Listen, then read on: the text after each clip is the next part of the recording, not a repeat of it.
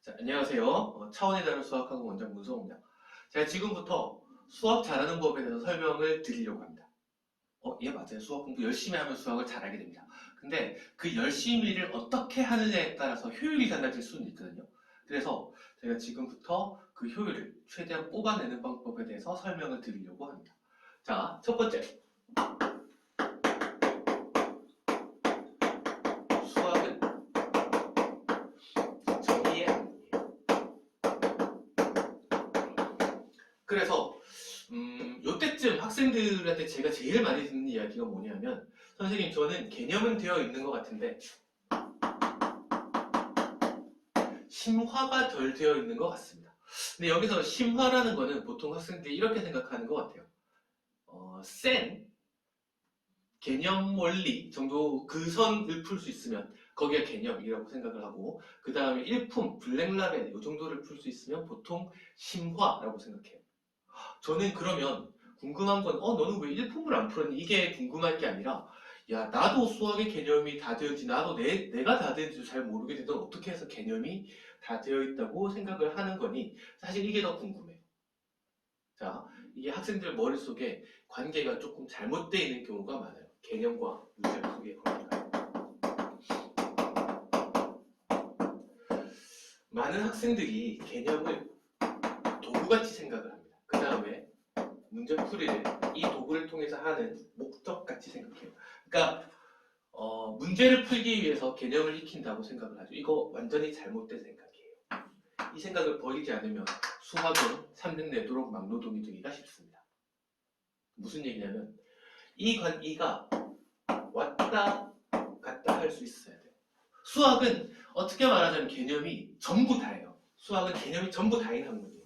근데 그 개념을 책에 있는 내용을 달달달달 읽고 공식을 다 외웠다고 해서 그게 개념이 되는 게 아니에요. 선생님들이 문제를 낼 때 중간고사, 기말고사에 한 20문제 정도 내죠. 대단원, 큰 단원 2개에서 한 20문제 정도를 냅니다. 근데 그 대단원 2개면 사실 분량이 굉장히 많아요. 그 중에서 딱 20문제만 물어볼 수 있어요. 선생님들이 아무거나 물어볼까요? 그냥 마구 계산이 더러운 문제를 막 주구장창 물어볼까요? 아니에요. 이 생각을 할 수 있어야 됩니다. 문제는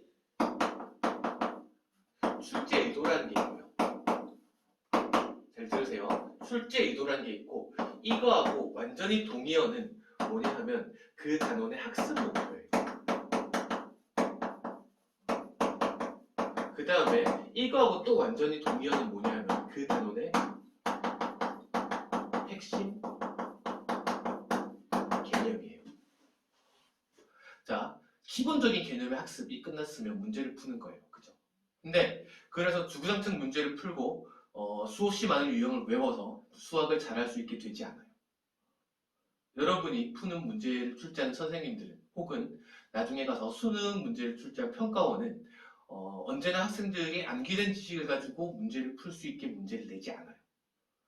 이 단원의 핵심적인 개념들을 어떠한 방법으로 학생들에게 물어볼까, 이거를 끊임없이 고민해서 문제를 만들어요. 그럼 여러분들이 문제를 풀면서 익혀야 되는 거는 그 문제를 선생님들이 왜 냈을까를 문제를 읽고 알아내는 연습을 해야 되고, 그게 잘 돼 있는 거는 그 다음에 학습 목표, 핵심 개념 이런 것들이 잘 정리되어 있는 것 같아요. 그러면 선생님, 그럼 앞에 있는 개념 페이지만 주구장창 잘 읽으면 되겠네요. 아니, 또 그건 또 아니에요. 무슨 얘기냐면 문제를 풀 때 문제를 왜 푸느냐면 이쪽이 목적이에요. 이 문제에서 묻고자 하는 핵심 개념이 뭔지를 알아내는 연습을 하는 게 문제풀이에요. 그래서 개념을 더 정확하게 익히기 위한 도구가 문제가 되는 거죠. 그래서 이게 여러분이 공부하는 습관에서 제일 많이 달라져야 되는 건 뭐냐면, 제가 학생들 문제집을 보면 이 학생의 공부를 어떻게 하고 있는지를 대략 알 수 있는데, 제일 공부 못하는 학생들의 문제집은 채점이 안 돼 있는 문제집이죠. 드문드문 풀려 있거나 채점이 아예 안 돼 있거나, 풀리면 풀고 아니면 넘어가고. 이 학생은 공부를 좀 하는 학생이다라는 고 생각하는 학생들은 채점이 꼼꼼하게 돼 있는 학생이고, 이 학생은 앞으로 잘할 가능성이 되게 많은 학생이다라고 생각되는 학생들의 문제집의 특징은 뭐냐면, 맞춘 문제들 중에서도 이건 나중에 다시 봐야 될 문제들이 따로 체크가 돼 있어요. 선생님은 고등학교 때 예를 들어서 11번 문제를 풀렸는데 이거를 맞췄어요. 맞췄는데 이 문제는 다시 봤을 때 내가 이거를 꼭 맞출 확신은 없어요. 그러면은 별표 치면 되는데 별표가 왠지 좀 그렇잖아요. 너무 많이 쓰는 것 같아서 선생님은 앞에다가 이렇게 써놨어요. 이거는 생각이 안 나면 틀릴 수도 있는 문제라고 생각해요. 그 다음에 선생님이 이렇게 문제를 풀라고 이야기를 하는 거는 어떻게 오답을 하는 거냐면 물론 다시 풀어봐야 돼요. 다시 풀어보는데 계산을 굉장히 더러운 계산을 다시 해보고 수없이 많이 해보는 것보다 더 중요한 거는 그 문제를 틀렸을 때 내가 뭐를 몰랐는지를 알아내는 거예요. 그래서 오답을 할 때 한글로 몇 글자 정도 적으라고 하는데 이렇게 쓰면 개 더러운 계산 문제 이렇게 쓰는 거 별 의미가 없겠죠, 그죠? 그러면 사실 다시 그 문제를 만났을 때 아우 더러워 하면서 끝없이 계산을 반복해서 하는 거 말고는 해법이 없잖아요. 선생님이 권하는 거는 이런 문제를 하나 틀렸으면 예를 들어서 이렇게 쓰는 거죠. 근의 의미를 살려서 식세우는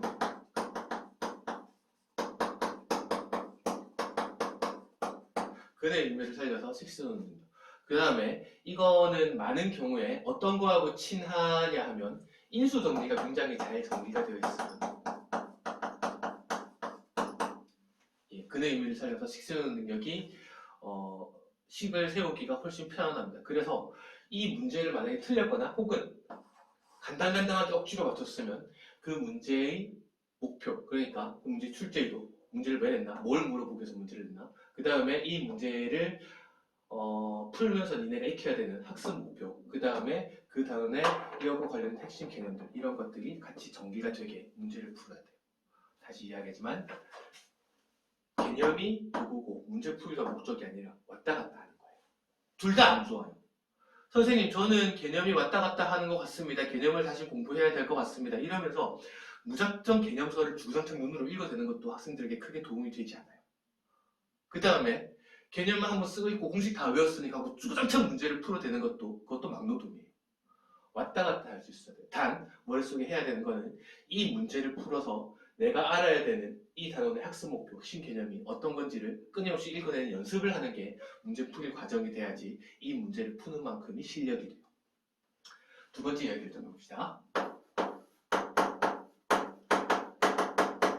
고등학교 수학은 미술이에요. 선생님 수업 시간에 제일 많이 하는 이야기 중에 하나예요. 수학은 미술이에요. 자, 이게 왜 이러냐면 중학교 때하고 고등학교 때하고 선생님 수학이 그냥 학년이 올라갔으니까 차근차근 조금 더 어려운 거면 이게 아니에요. 중학교 수학하고 고등학교 수학은 근본적인 차이가 있어요. 중학교 수학은 어떻게 되어 있냐면 대수학, 방정식, 부등식을 푸는 학문이에요. 기하학, 도형을 다루는 학문이에요. 이 두 개를 따로 배워요. 주로 1학기 때 대수학을 배우고 2학기 때 기하학을 배우는 식으로 이제 교과과정이 주로 편성이 되어 있어요. 3학년 한번 봅시다. 3학년 1학기 여러분들이 배운 가장 핵심적인 내용 중에 하나는 어떤 거였냐면 2차 방정식, 대수학의 문제고요. 그 다음 2학기 때 배운 것 중에 제일 어려운 건 원의 성질 아니었나요? 원의 성질, 삼각비 이런 기하학의 문제를 배워요. 이거를 정확하게 구별해서 배우는 게 중학교 수학이에요. 고등학교 수학은 이거 두 개를 엮어내기 시작하는 게 고등학교 수학이에요. 즉 대수학과 기하학을 따로 구별하지 않고 한꺼번에 배우는 게 고등학교 수학이에요. 얘를 해석 기하학이라고 해요. 방정식을 풀어서 그림을 그리고 그림을 그려서 방정식을 푸는 거예요. 이게 고등학교 수학의 핵심이에요. 1학년 수학에서 이게 가장 중요하게 다루어지는 주제들이 뭐냐면 여기에서 2차 함수, 1학기 때 2차 함수를 배우죠. 그죠? 그 다음에 수포자 양산단원 원을 배워요. 그 다음에 집합, 명제 이런 것들을 좀 배우고 나서 중요한 단원으로 함수를 배워요. 이 세 개가 중학교 때 수학하고 고등학교 수학을 구분짓게 만드는 1학년에서 제일 중요한 단원들 중에 하나예요. 이제 2차 함수 그래프를 어떻게 따질 수 있어야 되냐면 문제를 푸는데 이 문제의 답은 요 그래프가 이렇게 생기기 위한 조건을 식으로 표현하는 게 이 문제의 핵심 2차 함수예요. 도형을 해석을 해야 되는데 이제 식을 이용해서 도형을 해석해요. 그 다음에 함수, 중학교 때는 x값이 정해지면 y값이 정해지는 것이라고 배웠지만 고등학생은 함수를 집합 간의 대응관계라고 배우고 그 다음에 그것들을 대응관계로 파악할 수 있고 그 다음에 그래프를 통해서 파악할 수 있는 이런 능력들을 배워요. 그래서 학생들이 주로 1학년 1학기 기말고사에서 수학을 많이 좌절해요. 왜냐하면 거기에 원이 들어가거든요. 이렇게 되면서 조금 달라지는 건 뭐가 있냐면 중학교 때 수학에서 요구되었던 덕목은 어떤 거냐면 기하학, 특히 기하학에서요. 발상이에요. 천대적인 발상.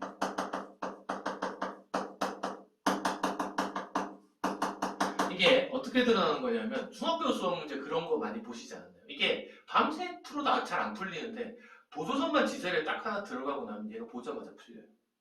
그러니까 그런 발상이 좀 중심이 되는 수학을 중학교 때 배웠어요. 고등학교 때는 얘를 식을 도입을 해서 문제를 풀기 시작해요. 그러면 이 문제를 푸는데 필요한 거는 중학교 때처럼 이런 천재적인 발상 이런 거 그럴 필요 없어요. 여러분들한테 필요한 거는 뭐냐 하면 이 문제를 푸는 데 있어서의 원칙 이렇게 생긴 문제는 이렇게 푸는 거다. 그 다음에 얘를 끝까지 추적해서 고민할 수 있는 근성 이런 것들이 고등학교 수학을 잘 하는데 필요해요. 예를 들어서 생각을 해보죠.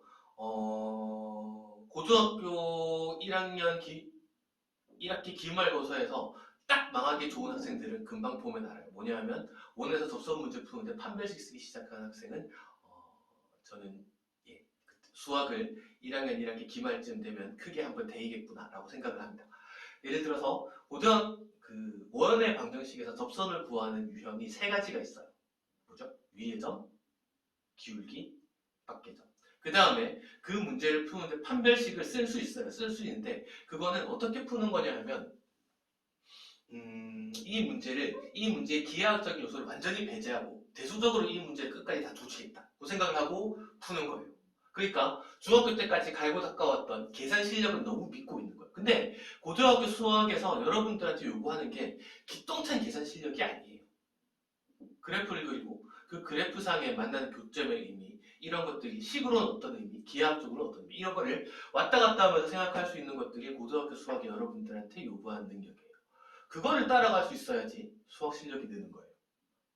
중학교 때처럼 천재적인 발상으로 숫자 딱 끼워 맞춰서 풀 수 있다거나 아니면 미친 듯한 계산으로 풀 수 있다거나 이쪽이나 이쪽 두 군데 중에 하나에 치우친 방식으로 문제를 풀어서는 고등학교 수학에서 요구하는 거하고 다른 방향으로 문제를 풀게 되기 때문에 이 수학을 많은 경우 손을 놓거나 아니면 너무 고생하게 되죠. 그래서 이 단계를 넘어서지 못하면 대수학하고 기하학하고 얘를 왔다 갔다 하는 이런 단계를 넘어서지 못하면 1학년 1학기 중간고사까지 버텨요. 왜냐하면 거기는 대수학에 치우친 문제들이 이제 1학년 1학기 중간고사 범위까지만 포진되어 있기 때문에 거기까지만 장사, 힘을 쓰는 거고 그 다음에 기말고사에서 도형의 방정식이 들어가기 시작하는 순간 학생들이 힘을 쓰지 못해요. 그래서 여기서부터는 문제 해법이 2개 이상 존재해요.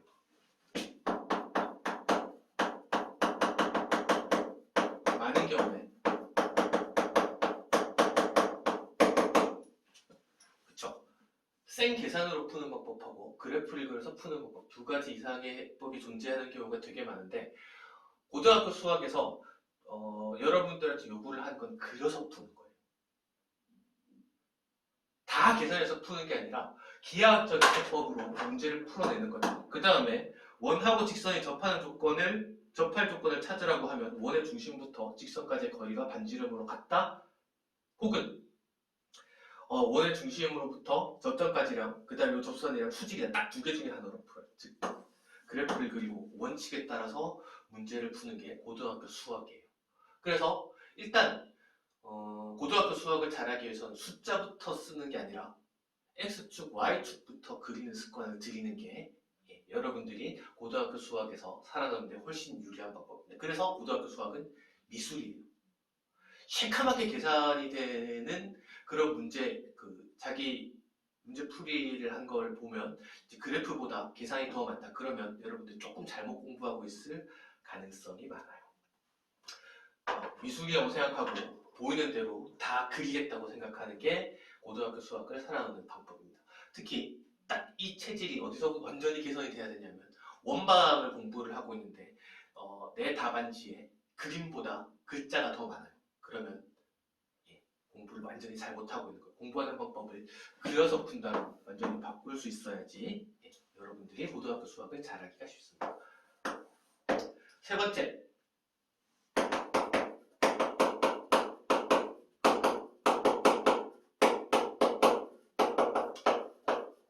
실수를 많이 해요. 문제는 이거죠, 그죠? 시험 볼 때마다 세금처럼 실수를 몇 개씩 해오는 친구들이 있어요. 근데 산수 실수는 저도 하거든요. 계산 실수는 저도 해요. 그리고 그거를 줄이겠다고, 산수 실수를 줄이겠다고 검사할 시간을 확보하겠다고 해서 이렇게 문제를 풀던 친구들이 이렇게 문제를 풀기 시작하면 계산 실수만 더 늘어요. 실수 어떻게 해야 될까요? 줄이는 방법이 없을까요? 자, 첫 번째. 속도가 올라가야 돼요. 속도가 올라가야 되는 거 맞는데 문제는 속도를 어떻게 올릴까 하는 거죠. 방금 이야기했지만 계산 속도를 2배로 올리겠다고 하면 실수만 더 많이 나와요. 계산을 더 빨리 해보겠다. 숫자 하나 더 흘려가지고 실수만 하기 쉬워요. 아까 말씀드렸듯이 해법이 2가지 이상이 되는 경우가 많아요. 여러분들이 속도를 올리는 방법은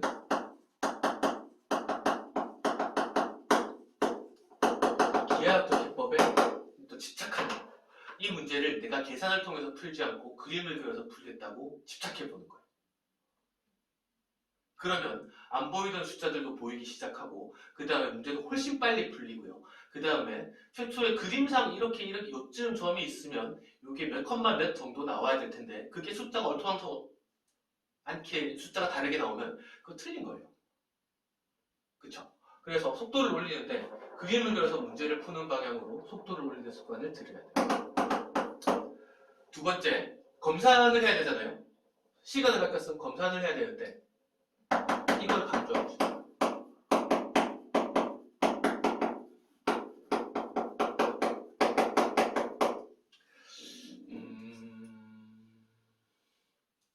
자, 무슨 이야기냐면요.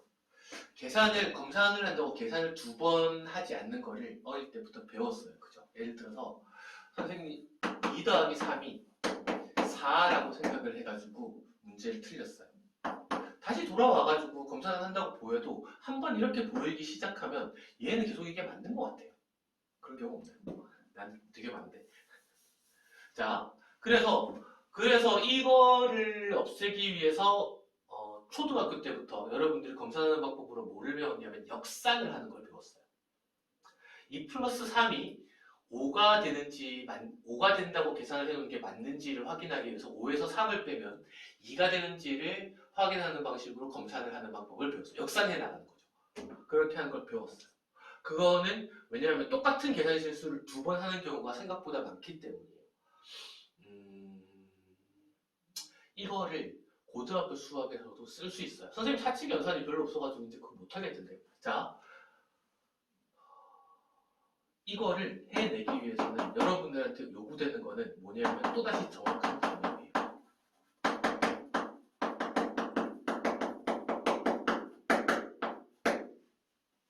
인수분해가 뭔가요, 여러분? 예. 전개하기 전으로 되돌리는 거를 인수분해라고 그래요. 그러면 여러분이 더하기를 제대로 했는지를 검산하기 위해서 어떤 걸 연습을 했냐면 마이너스를 통해서, 그러니까 빼기를 통해서, 뺄셈을 통해서 덧셈이 제대로 되는지를 검산하는 걸 배웠잖아요. 인수분해가 제대로 되는지 검산하는 제일 쉬운 방법은 전개해보는 거예요. 왜냐하면 얘네들도 거꾸로 관계니까. 예를 들어서 부분분수가 제대로 분해가 되어 있는지 이건 어떻게 하면 될까요? 자, 선생님이 학생들한테 제일 자주 그 입학 테스트 같은 거 할 때 제일 자주 물어보는 문제 중에 하나 부분분수가 뭔가요?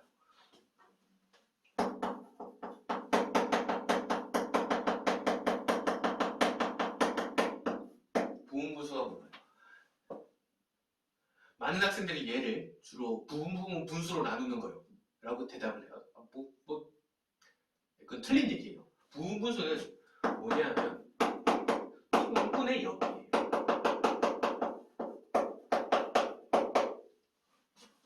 부분분수 분해가 제대로 되었는지 확인해보는 제일 쉬운 방법은 통분해보는 거예요. 조금 더 넘어가 볼까요? 그러니까 미분보다 적분이 조금 더 어려운 연산이에요. 그러니까 계산이 조금 더 어려워요. 부정적분은 뭘까요?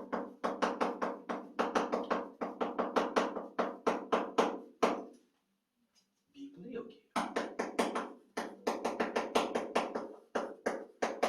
미분하기 전으로 되돌리는 거를 부정적분이라고 그래요.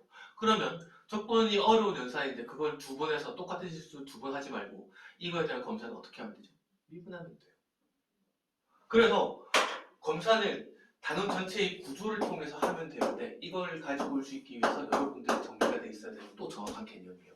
부분분수를 부분 분수하는 거예요. 부정적분을 안정해진 적분이요. 이렇게 기억하고 있으면 이렇게 해서 검사를 해내서 여러분들이 틀린 거를 찾을 수가 없어요. 이런 방식으로 실수를 줄여나갈 수 있어요. 자, 다시 두 가지 이야기를 했어요. 그죠? 개념이 중요하다. 개념이 중요한데 그냥 개념서를 읽는 거를 개념 공부하는 거 생각하지 말라. 문제를 풀으면 그 문제에서 물어본 핵심적인 개념을 항상 체크하는 습관을 들여라. 그 다음에 그려서 푸는 문제 습관을 들여라.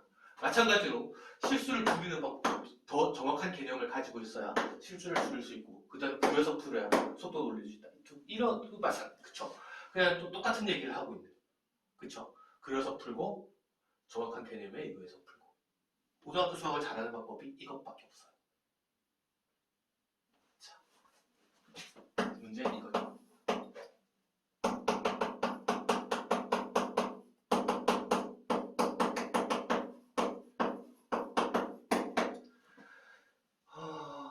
지금부터 잘할 수 있을까?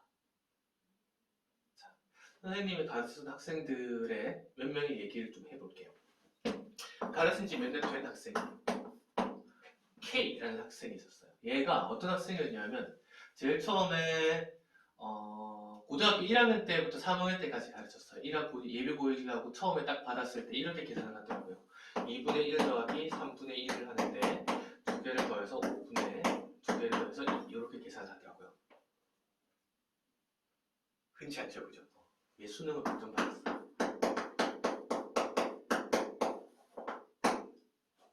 자, 쌤 공부를 열심히 했어. 열심히 했는데 그냥 열심히가 아니라 이 학생은 중간에 어떤 계기가 한 번 있었냐 하면 미분을 처음 배울 때쯤 1학년 때는 정말 말도 잘 안 듣고 숙제도 잘 안 외우고 불성실한 학생이었는데 미분을 처음 배울 때 이 학생이 내가 계산을 통해서 얻어낸 답이랑 그 다음에 그래프를 그려서 이렇게 될 것 같다고 생각했던 거랑 이게 맞아떨어진 재미를 좀 느꼈어요.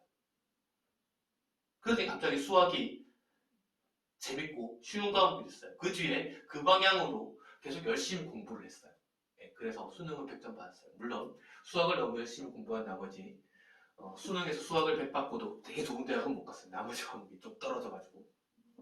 그 다음에 L이라는 학생이 있었어요. 이 친구는 정말 성실한 학생이에요.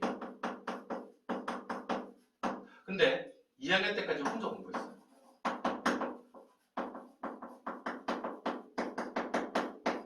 그래서 이 학생이 문제풀이 한 거를 보면 시험지가 빽빽해요. 죄다 계산을 통해서 문제를 풀어오는 걸로 자기 혼자 습관을 만들어 왔던 거죠. 그래서 이 학생이 처음에 학원에 딱 들어왔을 때 제가 물었어요. 야, 너 지금까지 혼자 공부하다가 학원을 다니겠다고 생각했을 때 나한테 뭐를 배우고 싶은 게 있을 텐데 뭘 배우고 싶니? 라고 하니까 학생이 눈을 반짝하면서 선생님의 문제 푸는 테크닉을 배우고 싶습니다 하고 눈을 반짝하더라고요. 그래서 하하 웃고 나 그런 거 하나도 없는데 근데 너 문제 푸는 거 보니까 그림 잘 안 그리고 문제 푸는데 나하고 그거나 좀 연습을 해보자. 얘도 예. 그때 아까 말씀드렸지만 이 학생은 성실성은 정말 예, 이미 보장이 되어 있는 상태에서 문제를 이쪽만 비어 있었던 거예요. 그 문제를 푸는 게 문제 푸는 습관만 잘못 들어 있었던 상태라서 이렇게 한번 해보자고 하는 족족 빨아들이더라고요. 이 학생도 수능 100점 받았어요.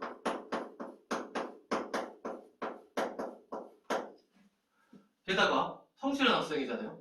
그쵸? 다른 과목도 잘했어요. 이 학생은 선생님 제자로 들어와서 선생님 후배로 대학에 들어갔어요. 그쵸? 원서도 제가 봐줬어요. 이 학생한테 참 해준 게 많네요. 그죠? 수업 공부하는 거 잡아줬고, 그 다음에 원서를 학교에서 생각보다 조금 낮게 쓰자고 해가지고, 이렇게 저렇게 조정을 해서 제가 쓰자는 걸 썼어요. 그래서 저희가 후배로 들어갔어요. 그쵸? 그렇게 바뀌기도 합니다. 자, 최근에 가르쳤던 H라는 학생이 있었어요. 이 학생은 수포자였어요.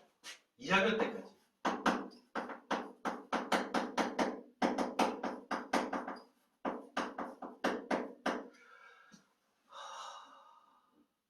고등학교 수학에 공부할 게 참 많잖아요. 그리고 공부를 하겠다고 어디 학원을 가도 너무 많은 걸 시키고 그냥 막노동을 하는 것 같은 기분이 너무 많이 들었던 거죠. 그래서 2학년 때 수학을 놨어요. 아예 놨어요. 깜짝 놀랐는데 미분하지 할 줄 모르는 상태로 3학년에 올라온 학생이었어요. 이 학생이 3학년 올라와서 이제 선생님한테 배우러 왔는데 와가지고 선생님 따로 좀 봐줬어요. 그냥 그 반에 있는 학생들 중에 그쵸? 3학년 올라갔는데 미분도 할 줄 모르는 상태니까 이 미분은 이런 거란다는 가르쳐서 수업에 들어가야 되니까 선생님이 이렇게 하면 이런 걸 좀 편하게 할 수 있단다 하고 따로따로 좀 불러서 봐줬어요. 근데 그때 수학이 되게 재밌었나 봐요. 지금까지는 주구장창 문제 푸는 막노동이라고 생각했는데 걔네부터 다시 정리해가지고 그 다음에 문제를 풀면서 이게 이 문제에 어떻게 반영이 되지를 관찰해가면서 문제를 푸니까 수학이 조금 다르게 보였나 봐요. 얘도 작년에 수능이 굉장히 어려웠잖아요. 그죠? 수능이 굉장히 어려워서 이 학생은 100점을 받지를 못했어요. 100점을 받지는 못했는데 어쨌거나 2학년 때까지 수포자였던 학생인데 이 학생은 연세대 입학했어요.